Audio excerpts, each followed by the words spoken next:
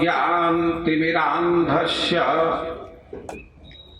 ज्ञानाञ्जनशलाकया चक्षुरुन्मीलितं येन तस्मै श्रीगुरवे नमः। हे कृष्ण करुणा सिन्धो दीनबन्धो जगत्पते गोपेश गोपिका कांत राधाकांत नमस्तुते। जयतां सुरतोर्पंग मम मंदमतिर्गति मत्सर्वस्वपदाम्भोज राधा मदन मोहनौ। तप्त कांचन गौरांगे राधे वृंदावनेश्वरी वृषभानुसुते देवी प्रणमामि हरिप्रिय।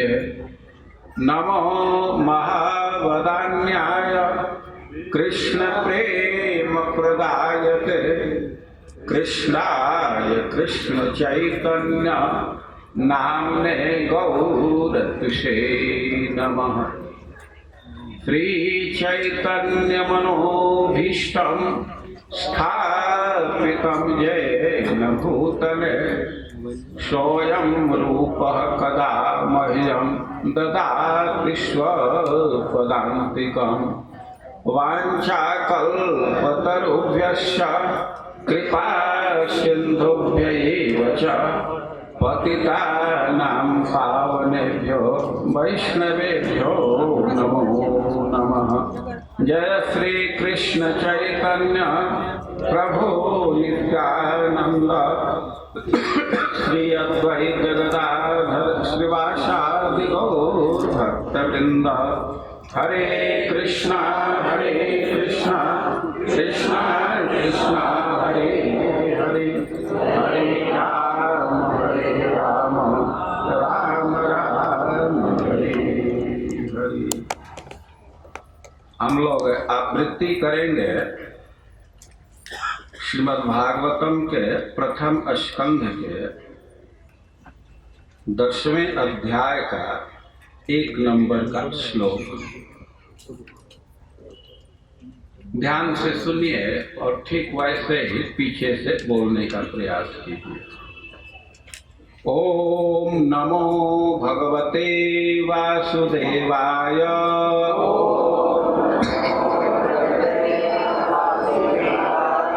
ओम नमो भगवते वासुदेवाय।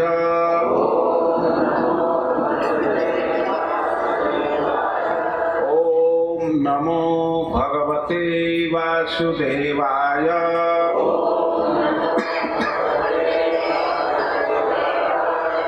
शौनक उवाच हत्वा स्वरिक्थ स्पृधः आततायिनः युधिष्ठिरः धर्मभितां वरिष्ठः सहानुजः प्रत्यवरुद्ध भोजनः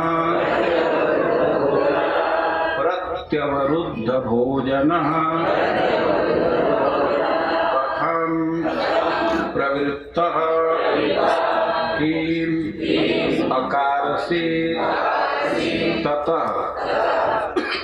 शौनक उवाच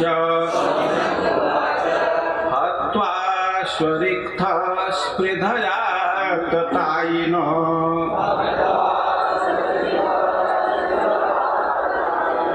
हत्वा स्वरिक्थ स्पृधया ततायिनो।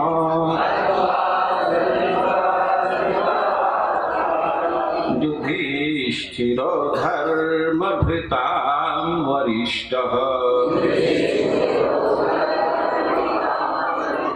सहानुजः प्रत्यवरुद्ध भोजनः।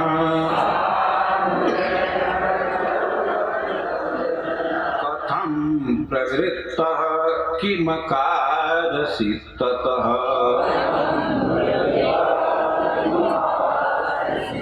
हत्वा स्वरिक्थस्पृधया ततायिनो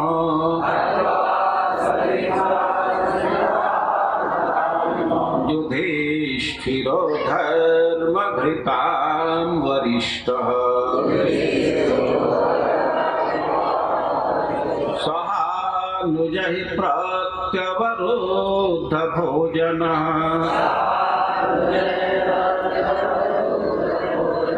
कथं प्रवृत्तः किमकारसि ततः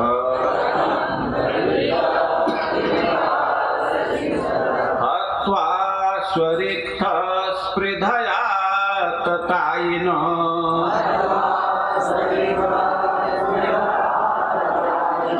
युधिष्ठिरो धर्मभृतां वरिष्ठः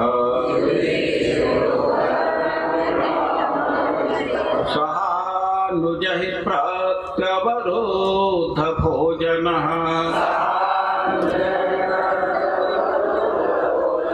कथं प्रवृत्तः किमकारसि ततः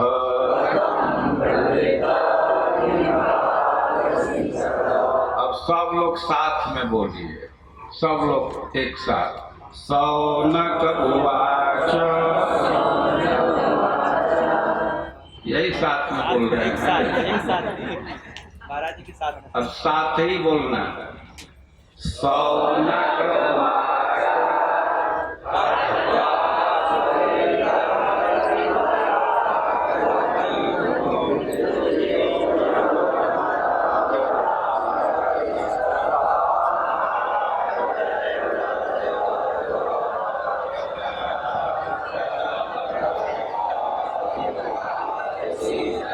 सब लोग साथ में बोलिए। हत्वा स्वरिक्थस्पृधया ततायिनो युधिष्ठिरो धर्मभृतां वरिष्ठः सहानुजहि प्रत्यवरोध भोजनः कथं प्रवृत्तः किमकारसि ततः। अब पीछे से बोलिए। सौनक उवाच, सौनक मुनि ने पूछा, हत्वा वध करने के पश्चात स्वरिक्थ वैध पैतृक संपत्ति स्पृधा छीनने की इच्छा से आततायिनः आततायी युधिष्ठिर राजा युधिष्ठिर धर्मभृता धर्म का दृढ़ता से पालन करने वालों का वरिष्ठ सबसे बड़ा सह अनुजयी अपने छोटे भाइयों सहित प्रत्यवरुद्ध रोक दिया भोजन आवश्यकताओं को स्वीकार करना। कथम कैसे प्रवृत्त लगा हुआ किम क्या अकारसी संपन्न किया ततः तत्पश्चात। अब आप लोग सुनिए केवल अनुवाद और तात्पर्य श्रील प्रभुपाद के द्वारा। सौन अनुवाद।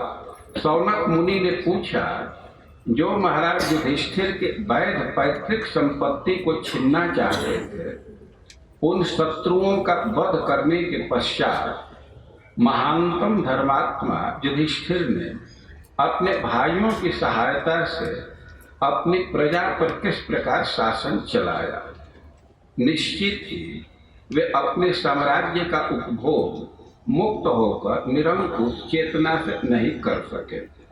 तात्पर्य, महाराज युधिष्ठिर समस्त धर्मात्माओं में श्रेष्ठ थे, अतएव उनमें साम्राज्य का भोग करने हेतु अपने चचेरे भाइयों से लड़ने की इच्छा नहीं थी। वे उचित उद्देश्य के लिए लड़े, क्योंकि हस्तिनापुर का राज्य उनके वैध विरासत थी और उनके चचेरे भाई उसको हड़पना चाह रहे थे। अतएव वे भगवान श्री कृष्ण के मार्गदर्शन में उचित उद्देश्य के लिए लड़े, किंतु वे अपनी विजय के फलों का भोग न कर पाए, क्योंकि उनके सभी चचेरे भाई युद्ध में मारे गए। अतएव उन्होंने साम्राज्य पर शासन तो चलाया, किंतु इसे कर्तव्य समझकर और अपने छोटे भाइयों की सहायता से चलाया। शौनक मुनि की जिज्ञासा महत्वपूर्ण थी। वे यह जानना चाहते थे कि जब महाराज युधिष्ठिर को साम्राज्य भोगने का अवसर मिला तब उनका आचरण कैसा था। जगत गुरु श्रील प्रभुपाद की जय। यहाँ 7 दिन कथा कीर्तन का आयोजन किया गया है। बहुत ही दुर्लभ है कार्यक्रम है।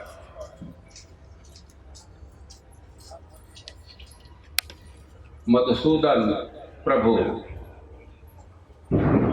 जो इस्कान रांची के इंचार्ज हैं, उनके इच्छा का अनुसरण करते हुए हम लोग यहाँ कार्यक्रम में भाग ले रहे हैं। 7 दिन तक ये कार्यक्रम चलेगा। बहुत शुभ तिथि अद्वैत सप्तमी को ये प्रारंभ किया जा रहा है और इसका समापन भी बहुत ही पवित्र तिथि नित्यानंद त्रयोदशी को होगा। तो 7 दिन का दुर्लभ अवसर है, इसका लाभ लेना चाहिए। जो घर गृहस्थी में है, काम धंधे में है, तो बहुत काम लगा रहता है। लेकिन जैसे कहीं शादी विवाह में आप जाते हैं टाइम निकाल करके, वैसे योजना करने से समय आदमी निकाल लेता है। और यहाँ 5 बजे से कीर्तन प्रारंभ होगा, 6 बजे से कथा प्रारंभ होगी, इसके बाद आरती और कीर्तन चलेगा। और समय का ध्यान रखना चाहिए। और थोड़ा सा हम लोगों का स्टाइल भिन्न है। हम लोग इसको क्लास जैसा ट्रीट करते हैं, तो जो क्लास का रिक्वायरमेंट होता है उसके अपेक्षा भी हम लोग करते हैं। जैसे क्लासरूम का वातावरण होता है, वैसा वातावरण आप लोग प्रस्तुत करेंगे तो श्रीमद् भागवतम का बड़ा अच्छा से आस्वादन कर पाएंगे। और उसके लिए जैसा पहले ही बतलाया गया है कि अपने मोबाइल को साइलेंट में रखना चाहिए, जिससे बाधा न हो। किसी को कोई बहुत आवश्यक है तो बाहर जाकर के बात करना चाहिए। और बहुत सारी माताएं हैं, छोटे छोटे बच्चे हैं, उनको छोड़ नहीं सकती। तो इतना ध्यान रखना चाहिए हमारे बच्चे के चलते दूसरे को कठिनाई न हो। बच्चा रोता है या उसको कुछ और कठिनाई है तो बच्चे के साथ थोड़ा दूर चला जाना चाहिए, दूसरे को बाधा न पड़े। जिसके साथ बच्चा है उसी की जिम्मेवारी होगी। हम लोग यहाँ के इस सत्र में भगवान के विषय में श्रवण करेंगे तो हम लोगों का श्रीमद् भागवतम का अंश होगा। जब भगवान महाभारत युद्ध के बाद हस्तिनापुर से द्वारका के लिए प्रस्थान कर रहे हैं और इस क्रम में पांडव लोग कैसे उनकी विदाई दे रहे हैं, हस्तिनापुर के लोगों पर इसका क्या प्रभाव हो रहा है और खास करके वहाँ की स्त्रियां कृष्ण के विषय में क्या कह रही हैं, तो इन सब बातों का हम लोग श्रवण करेंगे। हस्तिनापुर से भगवान प्रस्थान करेंगे और द्वारका में विश्राम करेंगे। तो द्वारका कैसे वे जा रहे हैं, द्वारकावासी कैसे उनका सत्कार कर रहे हैं, तो यह सब विषय इस सत्र में प्रस्तुत किया जाएगा। श्रीमद् भागवतम विशाल ग्रंथ है और पहले सप्ताह की परंपरा रही है, 7 दिन में कथा की जाती है, लेकिन अब उसका विधि है कि कोई दूसरा कार्य नहीं होता है। जो कथा श्रवण के लिए है तो केवल वही डेरा गिरा दिया है, कथा श्रवण कर रहे हैं, और सूर्योदय से लेकर के सूर्यास्त तक तो कथा होती है, और उसके पहले कीर्तन, बाद में कीर्तन। तो एक तरह से ये 24 घंटे का तो प्रोग्राम होता है। तो वैसा इस समय संभव नहीं है। तो अब परंपरा के अनुसार लोग अपेक्षा रखते हैं कि भागवतम की पूरी कथा की जाए, तो वो संभव होता नहीं है। अब परंपरा का निर्वाह करना है, श्रीमद् भागवतम के श्लोकों का मूल पाठ करके उसको पूरा किया जाता है। तो जैसे अभी वातावरण प्रस्तुत किए हैं, ऐसा ही वातावरण रखेंगे तो हम समझते हैं कि बहुत आप लोग आनंद का अनुभव करेंगे। और अभी आप लोग श्लोक सुन रहे थे, उसमें प्रथम शब्द था शौनक उवाच। शौनक ऋषि प्रश्न कर रहे हैं। श्रीमद् भागवतम के स्वरूप पर विचार करेंगे फिर प्रश्न और उत्तर के रूप में प्रश्न किया गया है, उसका उत्तर दिया गया है। तो शौनक ऋषि नैमिषारण्य में प्रश्न कर रहे हैं। नैमिषारण्य बहुत ही पवित्र स्थान है, उसका परिचय दिया गया। नैमिषे निमिष क्षेत्र, ये भगवान विष्णु का क्षेत्र है। ऐसा कहा जाता है कि एक बार देवता लोग यज्ञ करना चाहते थे, और यज्ञ के लिए मुहूर्त का चयन करना होता है, स्थान का चयन करना होता है। पवित्र स्थान पर यज्ञ का विधान है। कोई कोई स्थान है कि वहां यज्ञ का निषेध है, जैसे जहां रेह फूटता है और उस स्थान पर यज्ञ का विधान नहीं है। उस समय भूमि पर यज्ञ नहीं किया जाता। पवित्र क्षेत्र में यज्ञ का विधान है। देवता लोग ब्रह्मा जी के पास गए स्थान के चयन के लिए। ब्रह्मा जी एक मनोमय चक्र छोड़े। मनोमय वो मन का ही बना हुआ चक्र था। और मन ही मन चिंतन करने लगे। वो चक्र का नेमी जहाँ रुक गया और उसी स्थान का चयन किए, इसी स्थान पर आप लोग यज्ञ कीजिए। और नैमिषारण्य, नेमी जहाँ शीर्ण हो गया, चक्का जहाँ रुक गया, तो उसको नैमिष कहते हैं। और वही अरण्य है।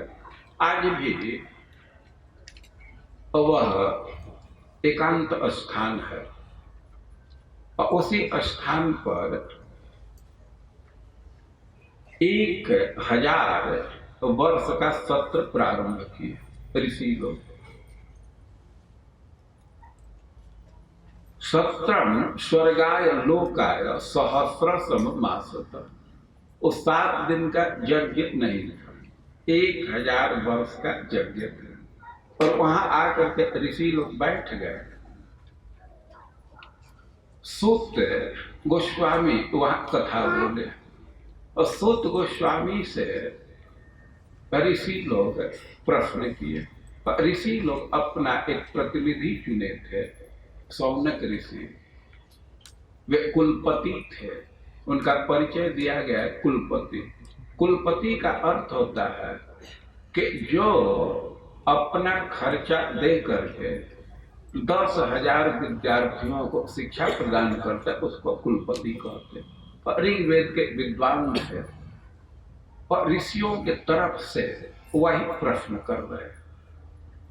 तो हम लोग तो थोड़ा आगे से प्रारंभ किए, प्रश्न और भी है। अब यहाँ वे प्रश्न प्रारंभ कर रहे हैं कि हत्वा स्वरिक्त स्पृध आततायिन युधिष्ठिरो धर्म भृताम वरिष्ठ। कह रहे हैं कि महाराज युधिष्ठिर धर्म धारण करने वालों में श्रेष्ठ है, धर्म भृताम वरिष्ठ। बहुत धर्मात्मा व्यक्ति हैं युधिष्ठिर महाराज। उनके विषय में प्रसिद्ध बात है कि परम सत्यवादी थे और उनके सत्य भाषण का प्रभाव था कि उनका रथ पृथ्वी से ऊपर ऊपर ही चलता था। भगवान के कहने से एक बार वे अर्ध झूठ बोले, आधा झूठ बोल दिए, तो उसके प्रभाव से उनका रथ पृथ्वी पर आ गया। तो धर्म का बहुत भारी प्रभाव होता है। अब कोई प्रश्न कर सकते हैं, वे झूठ क्यों बोले, धर्मात्मा है, भगवान ने कहे इसलिए बोले। भगवान किसी को आज्ञा दे रहे हैं, वे निर्देश दे रहे हैं, तो भगवान के आज्ञा का पालन करना तो धर्म ही है, उसको तो अधर्म नहीं कहा जाएगा। तो युधिष्ठिर महाराज के रथ पर उसका प्रभाव कैसे आ गया, ध्यान देना चाहिए कि किसी चीज की स्थापना करना चाहते हैं भगवान। तो युधिष्ठिर महाराज के रथ पर जो प्रभाव आ गया झूठ बोलने को, भगवान की इच्छा से लोक में वे स्थापना करना चाहते थे कि झूठ बोलने पर उसका प्रभाव आएगा। तो भगवान की आज्ञा का पालन करना ये कोई अधर्म नहीं है। और जो हो युधिष्ठिर महाराज परम धार्मिक व्यक्ति है, तो उनके विषय में कह रहे हैं कि हत्वा स्वरिक्त स्पृध आततायिन, वे अपने राज्य के प्रतिद्वंदियों का वध किए। महाराज पांडु अपने राज्य का विस्तार किए थे, लेकिन उनका निधन असमय में हो गया। तो अपने पिता के उत्तराधिकारी युधिष्ठिर महाराज थे, लेकिन उस समय उनकी आयु कम थी, वे वयस्क नहीं थे, एडल्ट नहीं थे। और इसलिए थोड़े देर के लिए, थोड़े समय के लिए, जब तक युधिष्ठिर महाराज वयस्कता को प्राप्त नहीं हो जाते हैं, तब तक के लिए धृतराष्ट्र को कार्यकारी राजा बना दिया गया था। लेकिन अब धृतराष्ट्र अपने पुत्रों में बहुत आसक्त थे और महाराज युधिष्ठिर के राज्य को हड़पना चाहते थे। तो कह रहे हैं कि हत्वा स्वरिक्त स्पृध आततायिन, जो उनके राज्य को हड़पना चाहते थे उनका वध किए। और वे धार्मिक व्यक्ति है, धर्म भृताम वरिष्ठ, जो धर्म धारण करने वालों में सबसे श्रेष्ठ है, वो किसी का वध क्यों करेगा। तो कह रहे हैं कि आततायिन, वे वध के योग्य थे क्योंकि वे आततायी थे। कोई व्यक्ति है कि जो इतना निकृष्ट कार्य करते हैं, इतना घृणित कार्य करते हैं कि उनका वध करने में दोष नहीं है। आततायी बधारण, भगवान श्रीमद् भागवतम में बोले हैं कि जो आततायी हैं वे वध के योग्य हैं। अभी आततायी किसको कहते हैं? एक श्लोक में कहा गया है कि षड्विध आततायिन, 6 प्रकार के लोगों को आततायी किया जाता है। जो अपनिदह गरद, जो आग लगाने वाले, कहीं आग लगाने वाले व्यक्ति हैं तो उनको अत्ताई कहा जाए। भाई आग लगाने का मतलब क्या है कि कई प्राणियों की हिंसा हो जाएगी। तो अग्निदह गर्द जो पॉइजन देता है उसको अत्ताई कहा जाता है। अग्निदह गर्द और शस्त्र पाणी धनापह जो हथियार लेकर के हाथ में और दूसरे को मारने के लिए उद्यत है उसको अत्ताई कहा जाएगा। जो दूसरे का धन छीन रहा है और उसको अत्ताई कहा जाएगा। दूसरे के स्त्री का अपहरण कर रहा है उसको अत्ताई कहा जाएगा। और जो दूसरे का क्षेत्र दार क्षेत्रापहा जो दूसरे के भूमि का अपहरण कर रहा है उसको अत्ताई कहा जाएगा। वो 6 प्रकार के कार्य करने से व्यक्ति को अत्ताई का दर्जा प्राप्त हो जाता है। अब कौरवों पर विचार किया जाए तो लगभग 6 का 6 सब लागू होता है। तो एकदम वे अत्ताई थे और इसलिए उनका वध किया गया। तो कह रहे कि हत्वा स्वरिक्त स्मृत अत्ताई सहानुजय धर्म भृता वरिष्ठ कथम प्रवृत्त किमकार सिद्ध प्रत्यवरुद्ध भोजन। महाभारत का युद्ध हुआ, उसमें बहुत लोगों की हत्या हुई, बहुत लोग मारे गए और जो भी मृत व्यक्ति थे जिनको मारा गया था तो वे एक ही परिवार के संबंधित व्यक्ति थे। युद्ध में मारे गए, लेकिन युद्ध के बाद युधिष्ठिर महाराज सबके लिए तर्पण किए। जो भी उनके परिवार से संबंधित थे तो सबके लिए जल दान किया गया, पिंड दान किया गया। और उसी क्रम में युधिष्ठिर महाराज को यह पता चला कि कर्ण भी हम लोगों का भाई है। जब स्वजनों के लिए जल दान कर रहे थे, ये जल दान करना मृत व्यक्ति के लिए बहुत महत्वपूर्ण है।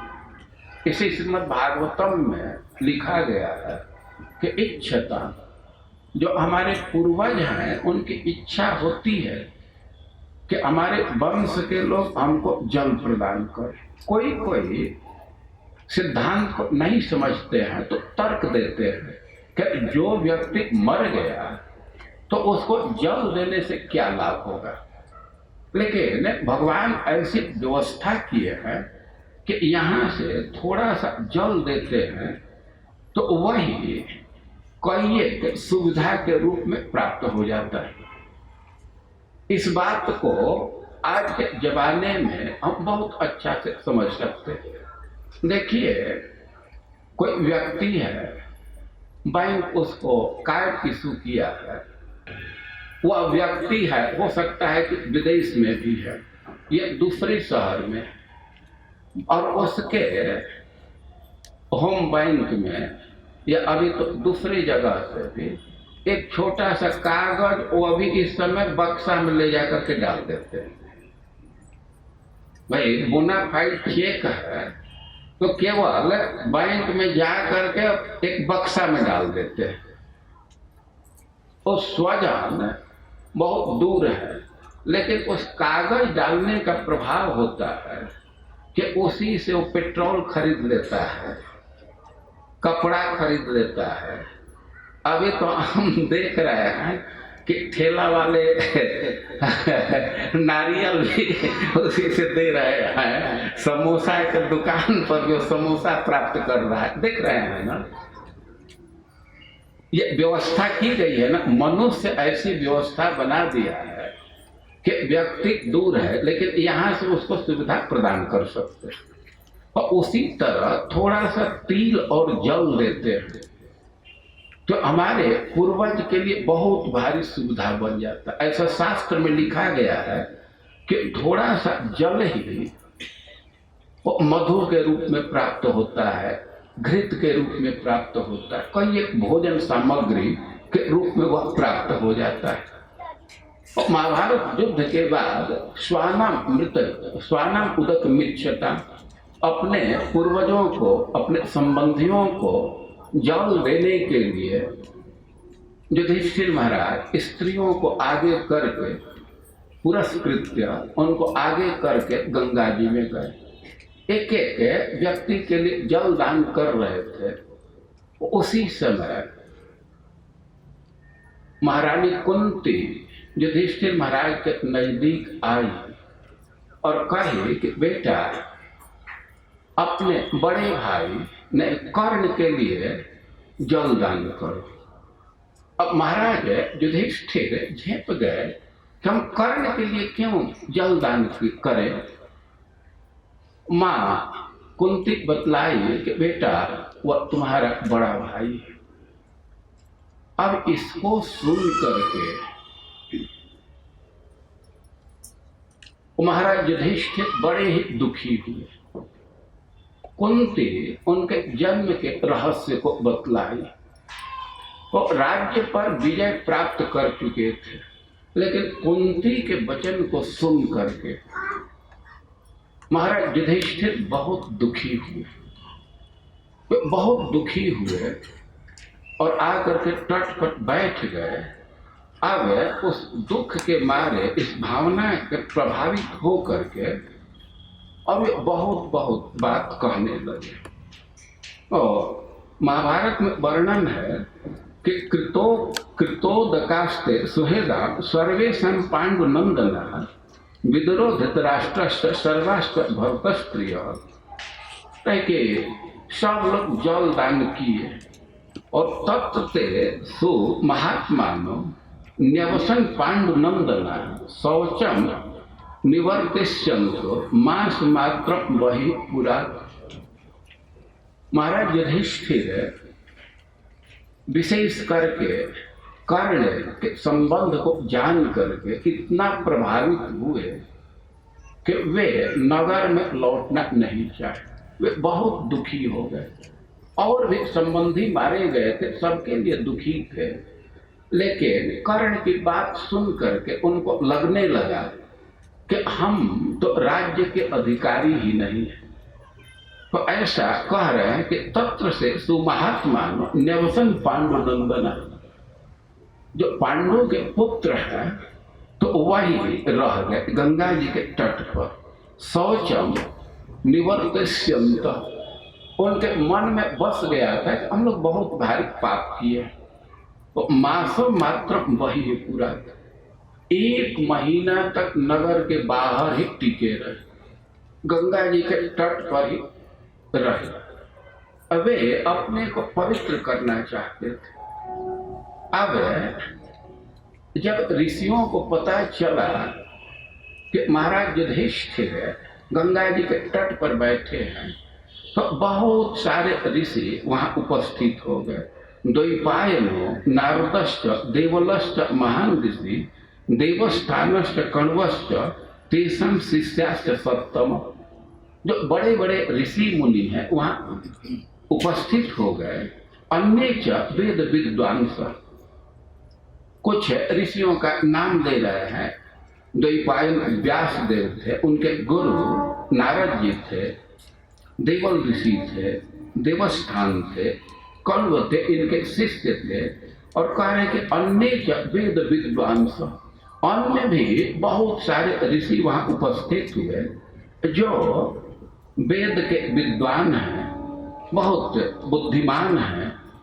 और गृहस्थ स्नातका संतो ददृशो कुरुसप्तम, कुछ लोग गृहस्थ आश्रम में थे, कुछ लोग अभी गुरुकुल का जीवन जी रहे हैं। तो सब लोग वहां उपस्थित हुए महाराज युधिष्ठिर को देखने के लिए। ते अभिगम्य महात्मा न पूजिता से यथाविधि आसनेषु महार्येषु विदुषुस्ते महर्षय।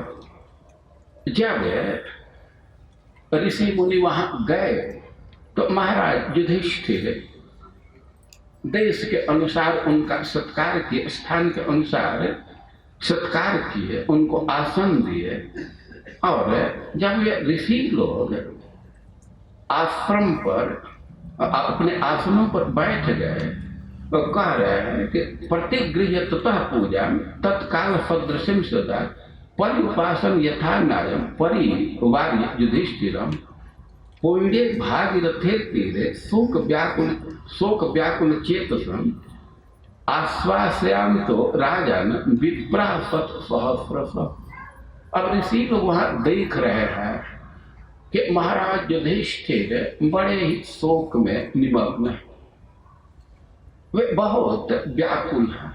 देखिए, महाभारत युद्ध के पहले के दृश्य पर विचार करेंगे और बाद के दृश्य पर विचार करेंगे तो दोनों दृश्य में सदृश्यता है।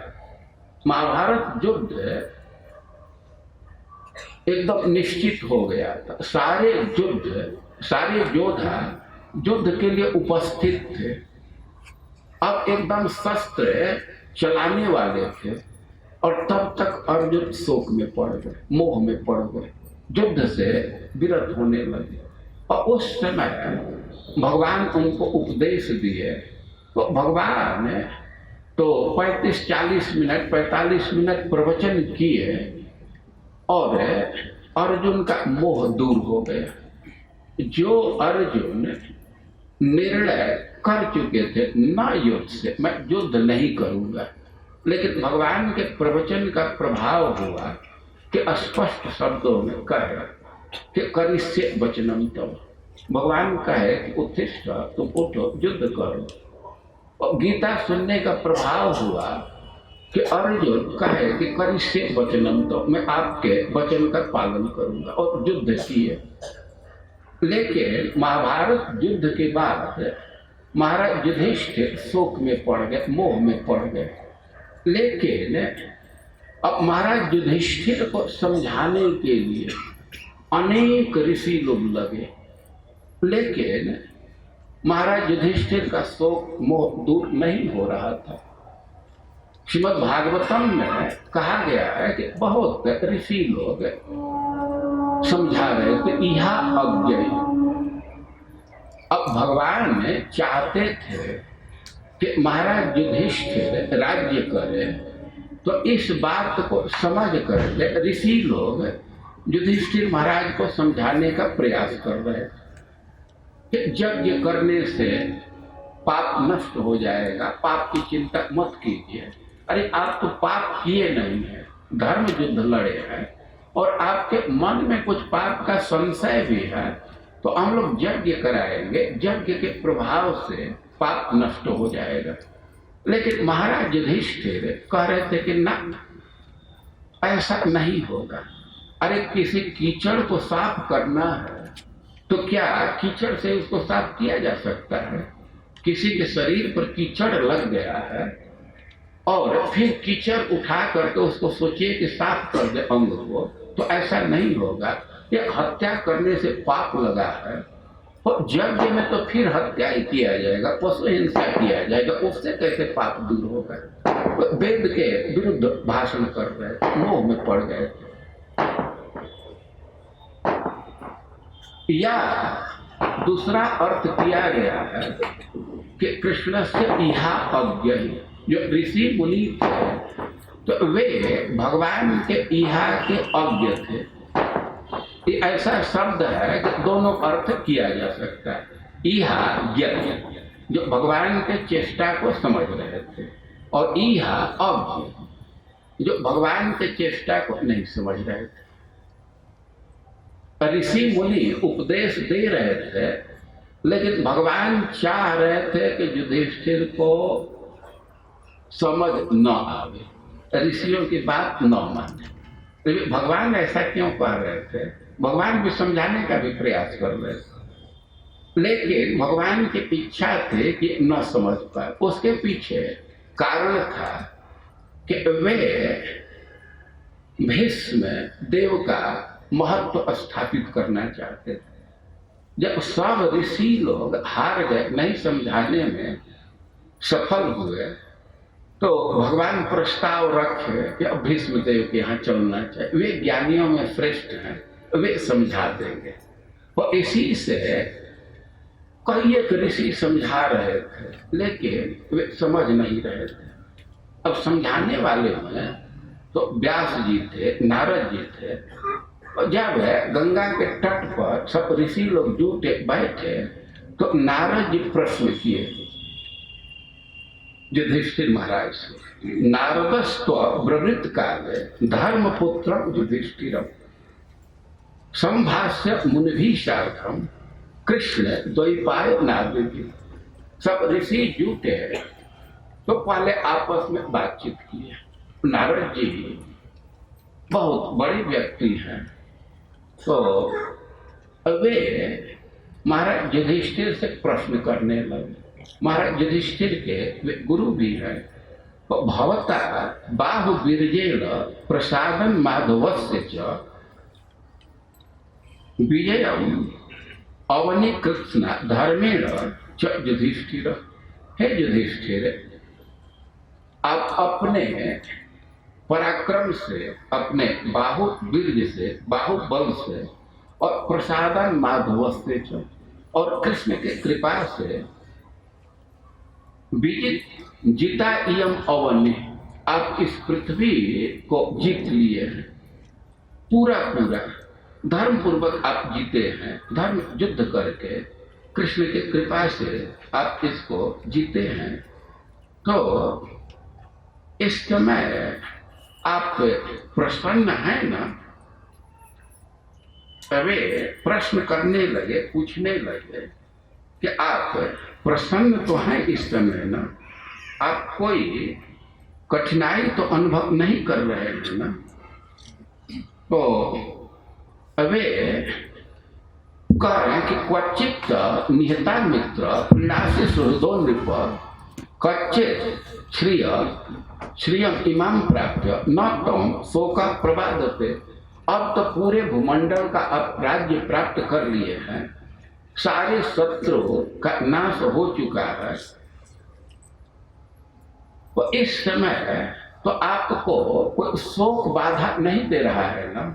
आप किसी शोक से प्रभावित तो नहीं है ना? ऐसे नारद जी प्रश्न किए।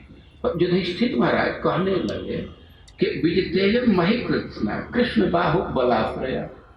युधिष्ठिर महाराज कह रहे हैं कि बात सही है, मैं कृष्ण के बल से, उनके कृपा से पृथ्वी को तो पूरा पूरा जीत लिया। ब्राह्मणानां प्रसादेन भीमार्जुन बलेन च, ब्राह्मणों के कृपा से, अर्जुन भीम की सहायता से, उनके बल से मैं जरूर पृथ्वी को जीत लिया। लेकिन इदम महद दुखम वर्तते नित्यदा। यद्यपि पृथ्वी को मैं जीत लिया हूँ, लेकिन हमारे हृदय में इस बात का सदैव दुख है। ये एक दुख हमारे हृदय में नित्य निरंतर बना हुआ है।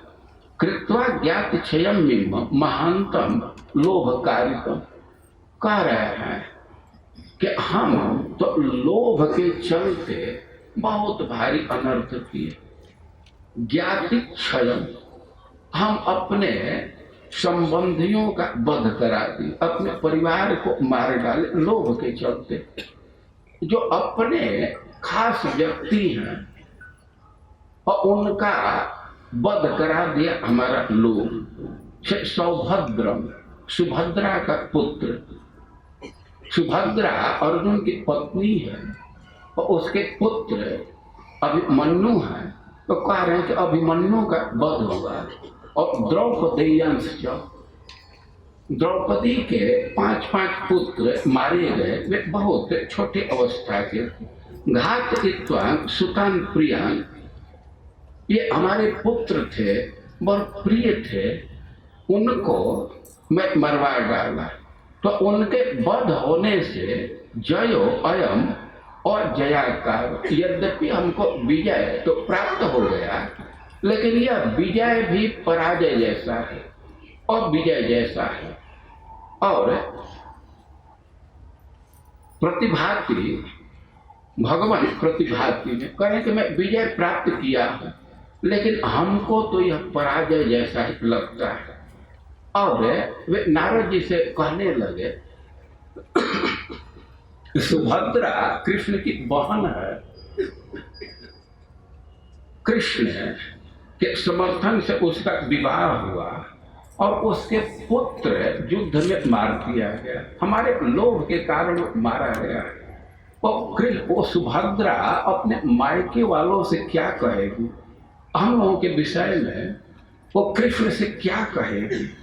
और द्रौपदी वो सब प्रकार से हम लोगों की सेवा करती थी और उसके पुत्र मारे गए, तो कितना दुखद है। तो इन सब बातों के चलते तो विजय भी पराजय जैसा ही लगता है।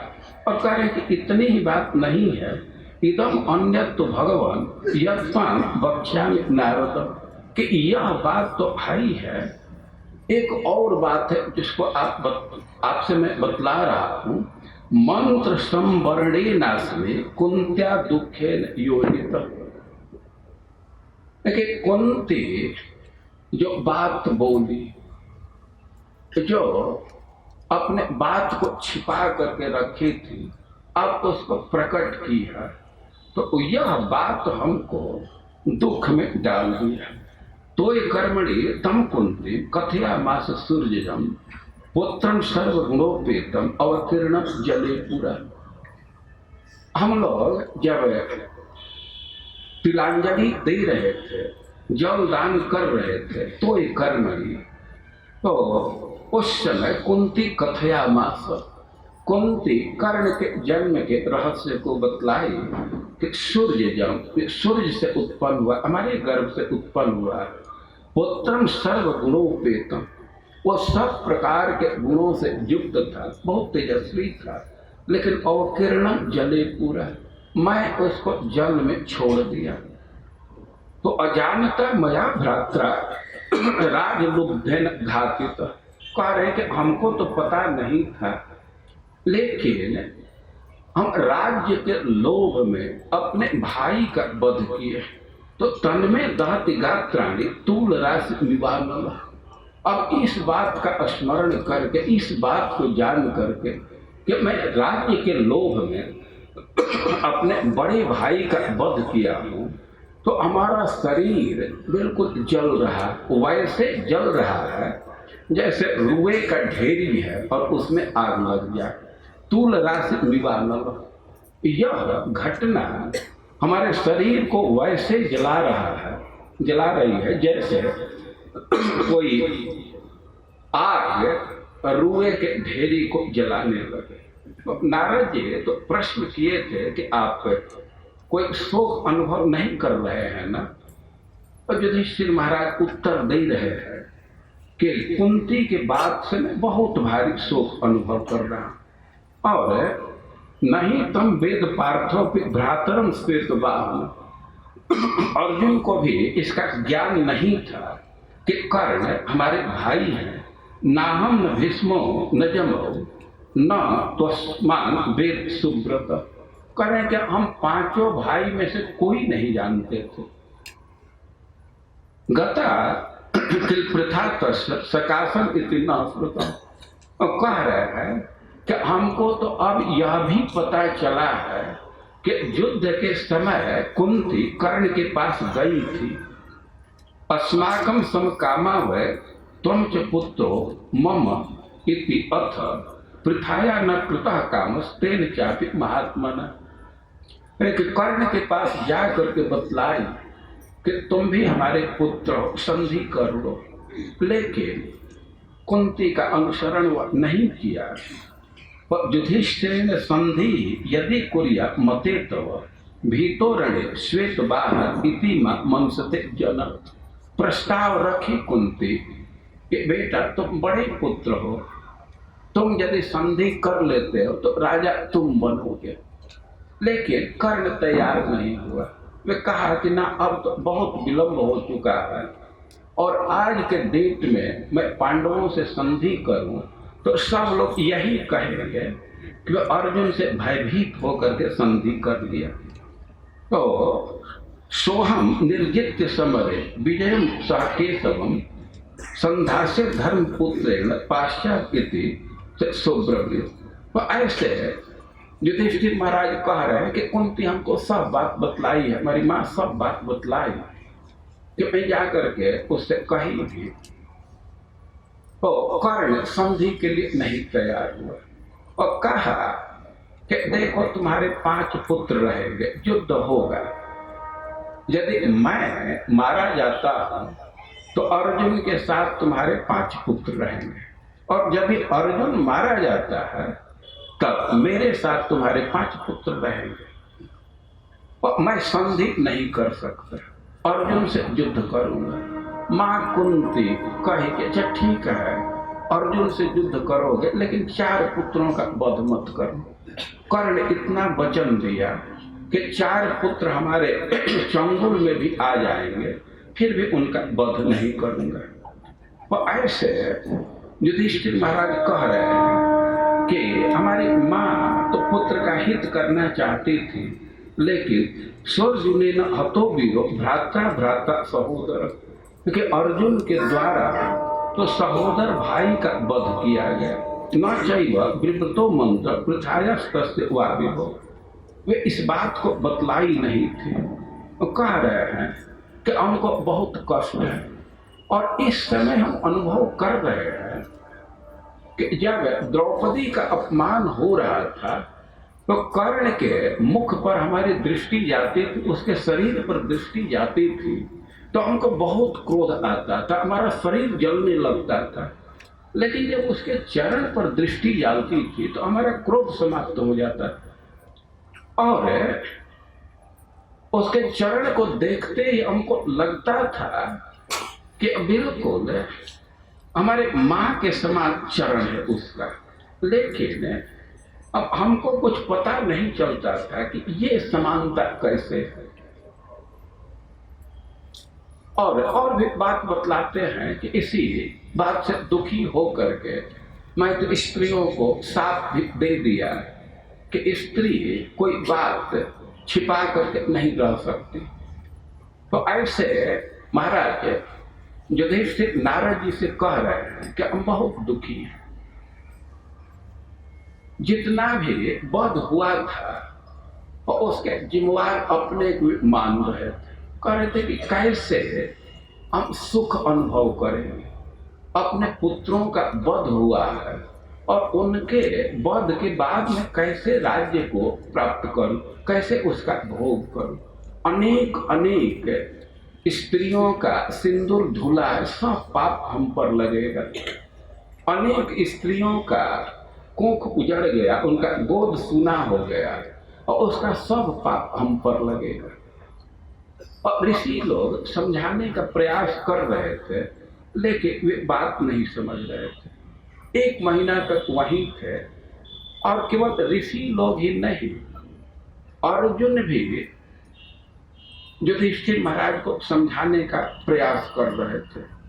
अर्जुन कह रहे थे कि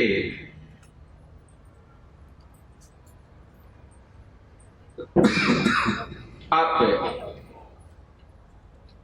राज्य स्वीकार कीजिए, लेकिन युधिष्ठिर महाराज कहते थे कि ना, हम वन में जाएंगे, हम लोग बहुत भारी पाप किए हैं, और यदि कोई व्यक्ति पाप कर देता है तो उस पाप से मार्जन करने के कुछ उपाय हैं। वे कह रहे कि धनंजय कृतम पापम कल्याणे नोपहन्यते, किसी व्यक्ति से कुछ पाप बन गया तो पाप का मार्जन कुछ उपाय से किया जाता है। वे क्या उपाय है? तो कह रहे कि ख्यापने न, कोई पाप कर दिए, गलत काम कर दिए और उसको कह रहे, उसके ओपन कर दिए, उसको लोगों को बतला दिए तो उससे पाप कम हो जाता है। अनुतापे न, पाप करने के बाद व्यक्ति जलता है, अनुताप करता है तो उससे पाप का प्रभाव कम होता है। दाने न, कोई पाप किया तो दान देने से वो मार्जित होता है। तपसा पीवा, ये तपस्या कर रहा है, बिल्कुल भोगहीन जीवन व्यतीत कर रहा है, निवृत्त्या तीर्थ गमना, तीर्थ में भ्रमण कर रहा है, और श्रुति स्मृति जपेन वा, श्रुति का स्मृति का मंत्र जप कर रहा है, तो उससे पाप कम होता है। त्यागवांश का पुनः पापम नालम कर तो मृत्यु श्रुति। कह रहे कि हम तो ऐसा सुने हैं, ये वेद का विधान है कि व्यक्ति त्याग कर देता है तो फिर वह पाप नहीं करता है। तो त्यागवान जन्म मरणे नापनोति श्रुति यदक। कह रहे कि वेद में अविधान है कि व्यक्ति जब सब कुछ का त्याग कर देता है तो फिर वो मुक्त हो जाता है, जन्म मृत्यु में नहीं पड़ता है। तो हमारा तो विचार है कि हम राज्य का त्याग करके वन में चले जाए, हम राज नहीं लेना चाहते। अब ऐसे युधिष्ठिर महाराज बोल रहे थे तो अर्जुन उनको समझाने का प्रयास कर रहे हैं। अर्जुन कह रहे हैं कि अर्थेभ्य ही विवृद्धेभ्य समृद्धेभ्य ततस्ततः क्रिया सर्वा प्रवर्तन्ते परवेत्येभ्य इवापगा।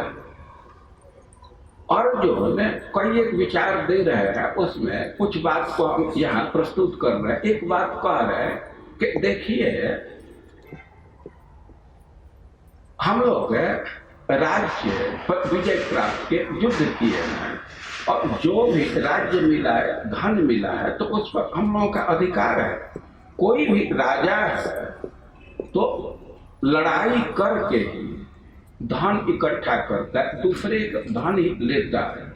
और विप्रदेभ्य समृद्धेभ्य जब उसके पास धन इकट्ठा हो जाता है तो उसी से कल्याण के कार्य को करता है, परमार्थ के कार्य को करता है, पाप निवृत्ति का कार्य करता है। तो कह रहे हैं कि जब धन इकट्ठा होता है तो क्रिया सर्वा प्रवर्तन, जो भी पुण्य का कार्य है तो उसका प्रवर्तन हो जाता है। उदाहरण दे रहे हैं कि पर्वतेभ्य इवापगा, जैसे कोई भी नदी है तो पर्वत से निकलती है।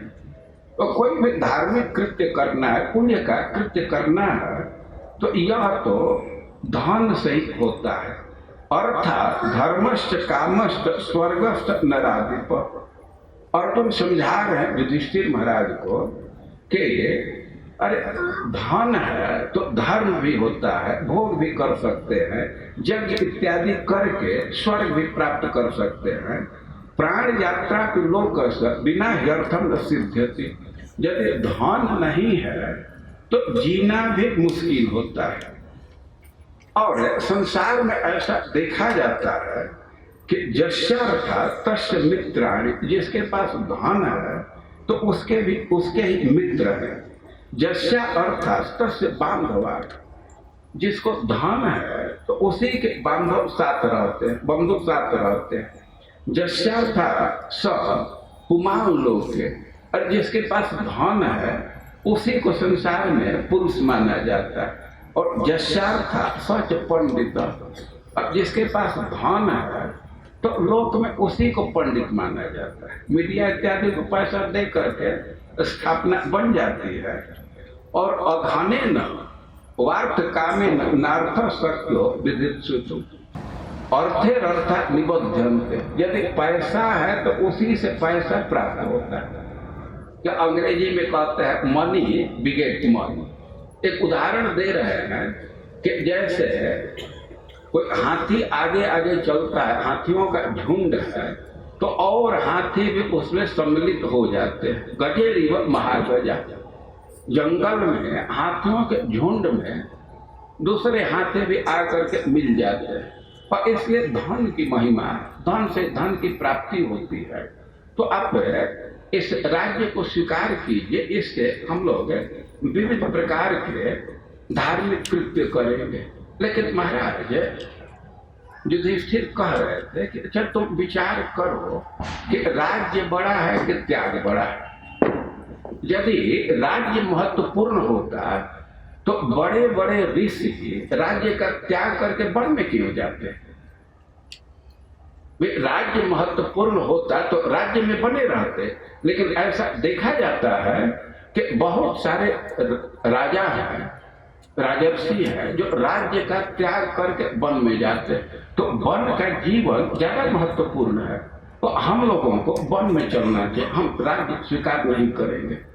अब अर्जुन भीम कहने लगे कि आपको यही करना था तो युद्ध क्यों कराए। यह बात आप आज कह रहे हैं, तो यह पहले ही बतला दिए होते तो हम लोग युद्ध ही नहीं किए होते। वे कह रहे, भीम कहने लगे कि आलस्य कृतचित्तस्य राजधर्मानुसूयत विनाशे धातराष्ट्राणाम किम फलम भरतर्षभ।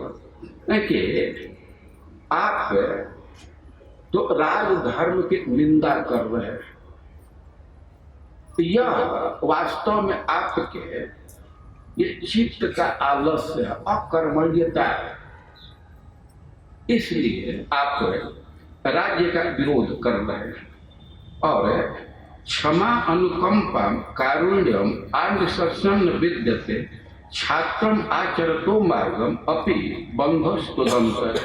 कारण कि जो क्षत्रिय धर्म का अनुसरण करता है और उसके जीवन में क्षमा का स्थान नहीं है, करुणा का स्थान नहीं है, कोई कोमलता का स्थान नहीं है। क्योंकि ऐसा देखा जाता है कि छात्र धर्म में अपने भाई से भी युद्ध करना होता है, और इसलिए ये सब विचार भाई के प्रति छात्र धर्म में नहीं है। और यदि न भवतो बुद्धि विद्याम, यदि हम लोगों को पता होता कि आपकी ऐसी बुद्धि है तो शस्त्र नहीं ग्रहिष्याम, हम लोगों को पता होता है कि विजय के बाद आप राज्य इनकार करेंगे तो हम तो शस्त्र पकड़े ही नहीं होते, न बधिष्याम कंचन, किसी का वध नहीं किए होते। भैक्षम एवं आचरिष्याम शरीरस्य विमोक्षणा न चेदम दारुणम युद्धम अभिष्यंतम महिक्षिता। कह रहे हैं कि हम भी युद्ध नहीं किए होते, जैसे आप भिक्षा मांगने की बात कह रहे हैं, मुनि का जीवन व्यतीत करने की बात कह रहे हैं, तो हम भी ऐसा ही किए होते, हम युद्ध नहीं किए होते। ये इतना भयंकर युद्ध हुआ तो यह नहीं होता। प्राणस्य अन्नमिदं सर्वम इति वै कवयो विदि। कह रहे हैं कि अरे विद्वान लोग कहते हैं कि सब कुछ प्राण के लिए ही है। स्थावरम जंगमम चैवम सर्वम प्राणस्य भोजन, चाहे स्थावर हो ये जंगम हो, सब प्राण के रक्षा के लिए। आदानस्य चेद राज्यम ये केचित परिपंथिन हंतव्यास तो इति प्राज्ञा धर्म छत्र धर्म विदो विदु। कह रहे हैं कि राज्य के जो विरोधी हैं उनका वध किया जा सकता है, यह क्षत्रिय का धर्म है। तो हम लोग क्षत्रिय धर्म के अनुसार व्यवहार किए हैं। और तेस दोषा हतस्मा भी राजस्य परिपंथन, वे लोग आतताई थे, हमारे राज्य को हड़पना चाहते थे, इसलिए उनका वध किया है। तो तान हत्वा भूख धर्मेण युधिष्ठिर महिमा, अब उनका वध हो चुका है तो आप पृथ्वी का राज्य कीजिए, इसका भोग कीजिए। यथा ही पुरुषः खात्वा कूपम अप्राप्य चोदकम पंक दिग्धो निवर्तेत कर्मेदम नस्तथोच्युतम। अब इस समय हम लोग राज्य का त्याग कर इतना भारी युद्ध किया गया और इस समय राज्य न स्वीकार करे तो हम लोगों का जो कार्य है तो वो तो वैसा ही माना जाएगा कि कोई कुआं खोदा और अंत में जा करके कुछ कीचड़ शरीर में लपेट करके बाहर आ गया, बिना जल का बाहर आ गया, तो कुआं खोदने का मतलब क्या हुआ। तो वही स्थिति हम लोगों की है कि इतना भारी युद्ध किए और बिना राज्य के लौट जाए, आपके निर्णय के साथ चले, यह तो बहुत भारी मूर्खता होगी। और कह रहे हैं कि यथा आरुह्य महावृक्षम अपहृत्य ततो मधु अप्राशन निधनम गच्छे कर्मेदम नष्ट सोपम। कि कोई व्यक्ति बहुत ऊंचे वृक्ष पर चढ़ा, बहुत प्रयास करके मधु लाया, मधु अपने हाथ में कर लिया और मधु पीने के पहले ही उसकी मृत्यु हो गई। तो वही स्थिति तो हम लोगों की है। तो राज्य के लिए कितना भारी युद्ध हुआ, कितना हम लोग परिश्रम किए, और आप कह रहे हैं कि न हम वन में जाएंगे। यथानुम चित्तो लब्ध्वा न भुंजीया प्रियदेच्छया कामी व कामिनम लब्ध्वा कर्मेदम नष्ट थोपम। कह रहे हैं कि कोई व्यक्ति भूखा है और उसको भोजन मिल गया और फिर भी वह भोजन नहीं कर रहा है, या कोई कामी है और उसकी पत्नी साथ हो गई, स्त्री मिल गई, फिर भी भोग नहीं करता है, तो वही स्थिति हम लोगों की। तो वयम में अत्र गर्याहि यद वयम मंद चेतसम त्वम राजानम अनुगच्छाम ज्येष्ठो यमिति भारत। कह रहे हैं कि हम लोगों की गलती है, हम लोग आपका अनुगमन कर रहे, मंद चेतसम, आप छात्र धर्म के अनुसरण नहीं कर रहे हैं और हम लोग आपके पीछे पीछे चल रहे हैं, तो लोग तो हम लोगों की निंदा करेंगे। वयम ही बाहुबलिन कृत विद्या मनस्विन कुलस्य क्लीबस्य वाक्य तिष्ठानु यथैवा सत्यस्तथा। ऐके हम लोग तो शास्त्र पढ़े हैं, मिलिट्री साइंस पढ़े, और यह स्थिति है हम लोगों की जैसा असत्य है, जैसे हम लोगों में कोई शक्ति नहीं है, वैसे नपुंसक का अनुसरण कर रहे हैं। तो कह रहे हैं कि संन्यास का विधान है, लेकिन क्षत्रिय के लिए नहीं है, जो सक्षम है उसके लिए नहीं है, जो किसी तरह कठिनाई में कार्य करने में असक्षम उसके लिए संन्यास का विधान है। तो कथम तस्मात् समुत्पन्ना तन्निष्ठा तदुपाश्रया तदेव निंदा भाष्य धाता तत्र न गर्जते। कह रहे हैं कि क्षत्रिय का धर्म अलग होता है, ये जो आपके संन्यास का विचार है ये ब्राह्मणों का धर्म है, यह क्षत्रियों का धर्म नहीं है। आप संन्यास की महत्ता को बतला रहे हैं। तो सत्यम तो मौनम आस्थाय विव्रता आत्मनात्मना धर्म क्षत्रम समास्थाय च्यवितम जीवितम। कह रहे हैं कि वो धर्म का बहाना बना करके मुनि का वृत्ति स्वीकार करके, और कोई केवल अपना शरीर चला रहा है, तो वह अपने कर्तव्य से भ्रष्ट होगा, वो जीवन को सार्थक नहीं बना सकता। सत्यम पुण्य अरण्य से सुख में केल जीवितुम अविभ्रता पुत्र पौता देवर्षि अतिथिन कृत्य। कह रहे हैं कि जो लोग पुत्र के पालन पोषण में असक्षम है, अतिथि के सत्कार में असक्षम है, तो वे लोग जंगल में जा करके और केवल अपना जीवन निर्वाह करते हैं। यदि केवल अपना शरीर जिलाने से, अपना निर्वाह करने से अब किसी को सन्यासी मान लिया जाए, तो जंगल के पशु पक्षी तो सब यही सन्यासी है, इन्हीं को सिद्धि मिल जाएगी।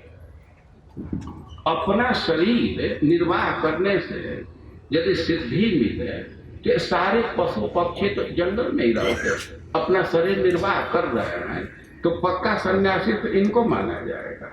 यदि सन्यासतः सिद्धि राजा कश्चित अवाप्नुयात् पर्वताश्च ध्रुमाश्चैव क्षिप्रम सिद्धि मवाप्नुयात्। यदि कोई राजा सन्यास लेने से सिद्धि प्राप्त कर रहा है, तो पर्वत और वृक्ष इन्हीं को सन्यासी माना जाएगा। ये तो सन्यासी का ही जीवन बिता रहे हैं। तो ये सन्यास ब्राह्मणों का धर्म है, क्षत्रिय का धर्म नहीं है। तो आप अपने इस विचार का त्याग कीजिए।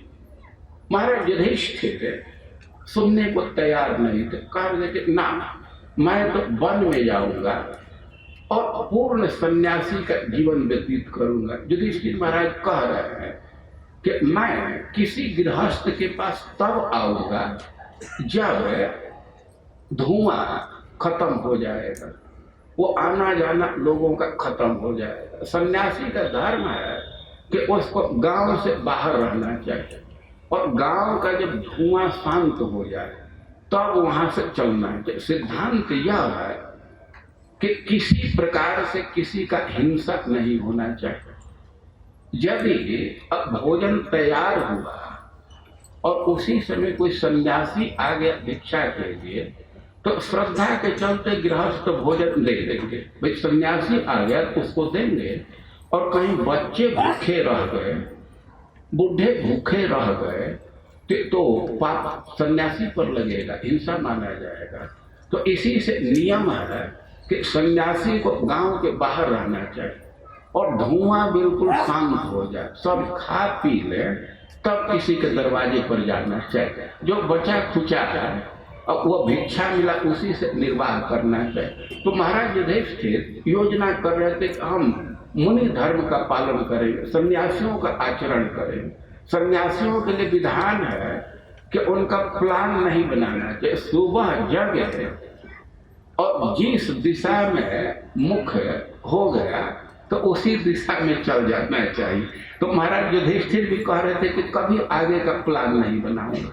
और भीम समझाने का प्रयास कर रहे थे कि ना, आप ऐसा मत कीजिए, राज्य पर स्वाभाविक अधिकार है, ये न्याय से हम लोग जीते हैं, क्षत्रिय धर्म के अनुरूप है और इस पर आप शासन करें। द्रौपदी भी समझाने का प्रयास कर रही।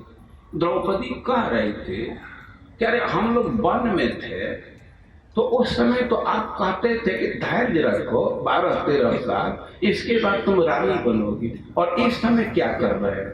अरे उस बात को याद कीजिए, हमसे क्या वचन दिए हैं। लेकिन महाराज युधिष्ठिर पर इसका असर नहीं हो रहा था। तो अब कह रहे हैं कि प्रत्यवरुद्ध भोजन।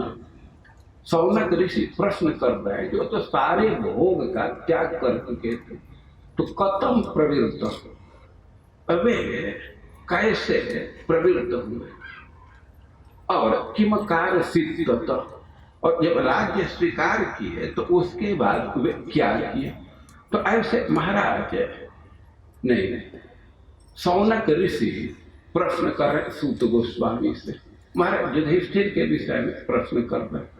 प्रश्न बहुत महत्वपूर्ण है कि जो भोग का त्याग कर चुके थे तो फिर राज्य कैसे स्वीकार किए। इसका उत्तर आगे के श्लोकों में दिया गया है। वे कह रहे हैं कि सूत उवाच वंशम कुरुर्वंश दवाग्नि निर्वृतम संद्रोह इत्वा भवभावनो हरि निवेश इत्वा निजराज्य ईश्वरो युधिष्ठिर प्रीतमना बभूव। कह रहे हैं सूत गोस्वामी कि भगवान ने कुरु वंश का दाह किया। वंशम कुरु वंश दवाग्नि निर्वृतम।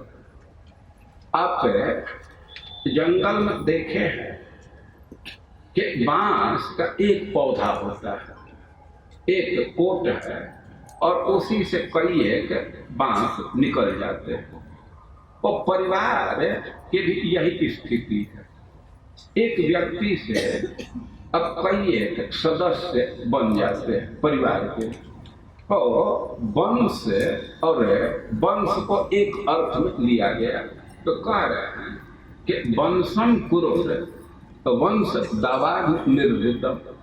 ये कुरुवंश रूप जो बांस है, तो इसको जंगल के आग से जला दिए। जंगल में कभी कभी आग लग जाती है, तो आग लगाने वाला कौन है?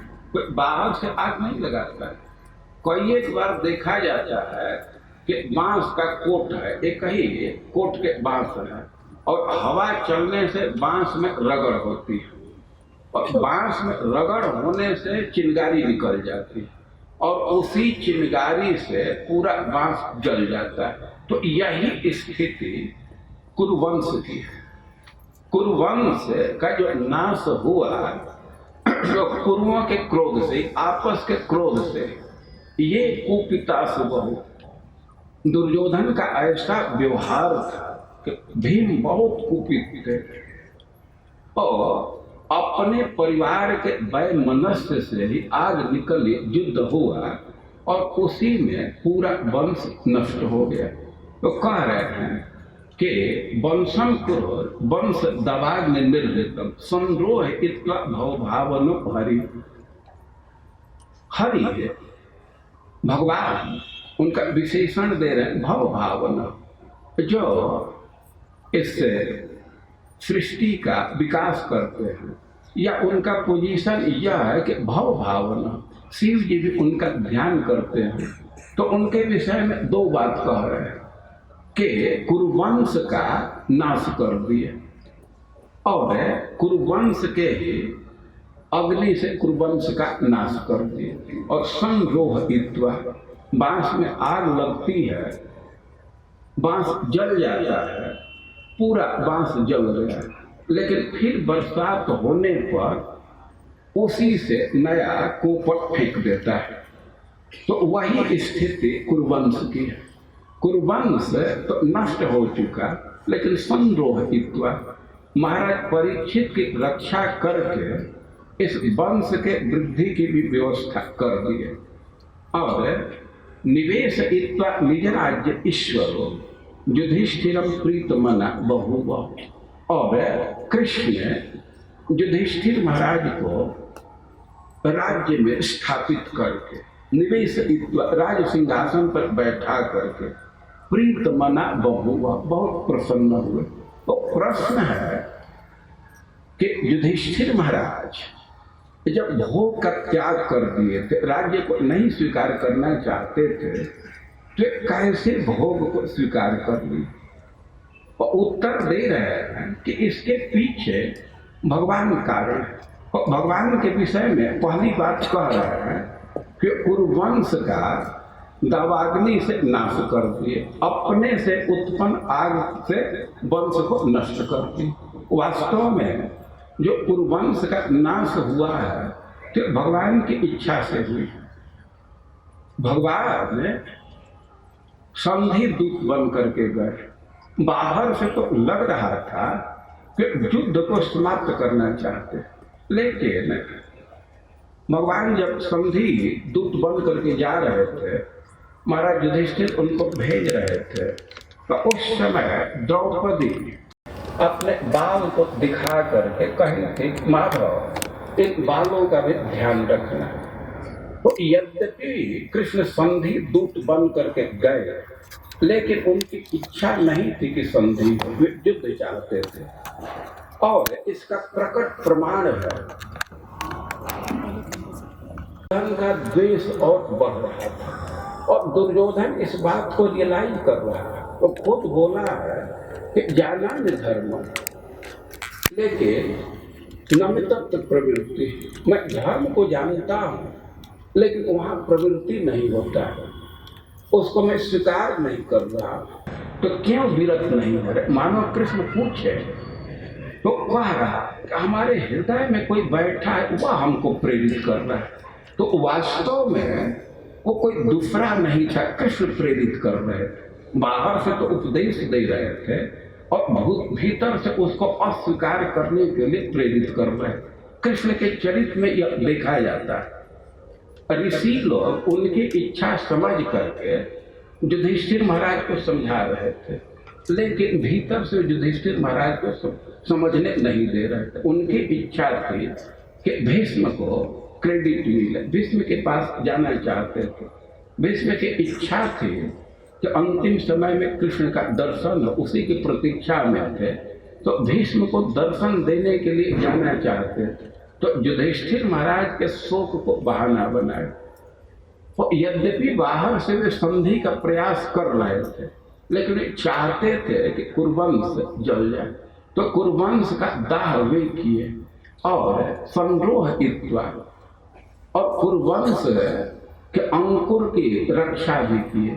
महाराज परीक्षित घर में रक्षा किए और कह रहे कि निवेश इत्वा निज राज्य ईश्वर, और अपने राज्य में युधिष्ठिर महाराज को बैठा है। स्वराज्य, स्वराज्य का अर्थ है कि महाराज युधिष्ठिर का राज्य, या एक अर्थ है कि स्वराज्य ये कृष्ण का राज्य था, कृष्ण विजय दिलाए थे, और युधिष्ठिर महाराज को उस पर बैठाए राज्य सिंहासन पर, तो प्रीत मना बहुवा, भगवान को प्रसन्नता।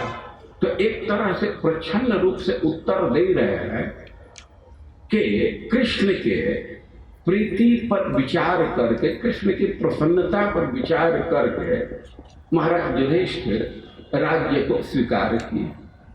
तो महाराज युधिष्ठिर क्यों राज्य स्वीकार किए? क्योंकि कृष्ण की इच्छा और भक्तों का यही स्वभाव होता है, जो कृष्ण चाहते हैं उसी को करते हैं। यद्यपि महाराज युधिष्ठिर को बहुत शोक था, राज्य नहीं स्वीकार करना चाहते, लेकिन जब ही भीष्म के बात से उनको ये पता चल गया कि कृष्ण चाह रहे हैं, तो भक्त भगवान की इच्छा को नहीं नकारता और इसलिए वे राज्य को स्वीकार कर ली। भक्त का यही जीवन होता है। आप कृष्ण लीला में सुनते हैं कि कृष्ण के परिवार के लोग, नंद बाबा कई एक पीढ़ी से इंद्र की पूजा करते थे। एक तिथि निर्धारित थी, उस तिथि पर इंद्र की पूजा करते थे। दर पीढ़ी ये परंपरा आ रही थी। एक बार की घटना है कि पूजा की तैयारी चल रही थी। अब कृष्ण पूछे, जानते हुए भी, अभी सब चीज जानते थे कि बाबा क्या तैयारी चल रही है। नंद बाबा कहे कि हम परंपरा से प्राप्त किए हैं, हमारे पिताजी पूजा करते थे इंद्र की, उसी की तैयारी चल रही है। अब भगवान कहने लगे कि इंद्र की पूजा क्यों करते हैं? कोई कहे कि देवता है, वर्षा करते हैं, हमको गाय की सुविधा है, खेती की सुविधा है, एक तरह से जीवन ही उन पर आधारित है। अब कृष्ण कहने लगे, कभी देखे हैं अरे गाय की समृद्धि हो रही है, तो हम तो देखते हैं कि इस सिद्धांत को अपनाया जाए तो ये पर्वत गिरिराज से प्रकट लाभ, वहां से हम लोग प्रकट देखते हैं, गायों को घास मिलता है, लकड़ी मिलती है, खनिज मिलता है, तो लाभ के आधार पर पूजा करना है तो हमारे समझ है तो गिरिराज जी की पूजा करनी चाहिए। देखिए अब एक छोटा सा बच्चा है, लेकिन उसमें इतना स्नेह है कि एक बच्चे के कहने से, कृष्ण के कहने से देवता का पूजा त्याग दी और उसके स्थान पर एक पहाड़ का पूजा की। और भक्तों का स्वभाव होता है भगवान की इच्छा के अनुसार कार्य करते हैं। तो जो प्रश्न कर रहे हैं कि कथम प्रवृत्त, वे राज्य में कैसे प्रवृत्त हुए, तो उत्तर दिया गया है कि कृष्ण की प्रसन्नता को विचार कर भक्त कृष्ण की प्रसन्नता के लिए कार्य कर रहे। तो युधिष्ठिर महाराज कैसे प्रवृत्त हो गए राज्य में, इस बात को और स्पष्ट किया गया है। तो इन सब बातों पर हम लोग कल विचार करेंगे। हरे कृष्ण।